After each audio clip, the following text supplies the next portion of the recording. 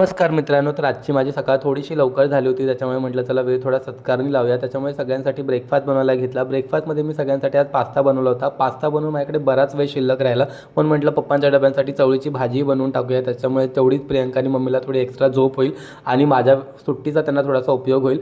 रोज mummy मला गरमागरम चहा देते, त्याच्यामुळे आज मम्मीला मी गरमागरम चहा दिला. त्याच्यानंतर चारवीला घेऊन दुर्वा घेऊन आलो गणपती बाप्पांसाठी. इकडे सासूसुनांनी त्यांचा बाकीचा राहिला सगळा स्वयंपाक पूर्ण करून घेतला आणि मग आम्ही गणपती बाप्पांची सगळ्यांनी मिळून छान आरती केली. त्याच्यानंतर मी बनवलेला पास्ता बायकोला असा प्रेमाने चारायला गेलो, पण तिला काय तो फारसा आवडला नाही. मग चारवीने मस्त टोपी घालून छान असं डान्स केला आणि आम्हाला थोडं एंटरटेन केलं.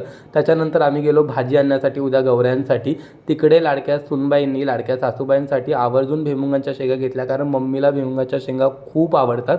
घरी आल्यानंतर या दोघींनी उद्याच्या गौराईच्या फराळाची तयारी सुरू केली आणि इकडे गौरायांसाठी बनवलेली करंजी गणपती बाप्पांनी फस्त केली आणि आजचा दिवस संपला. Bye bye.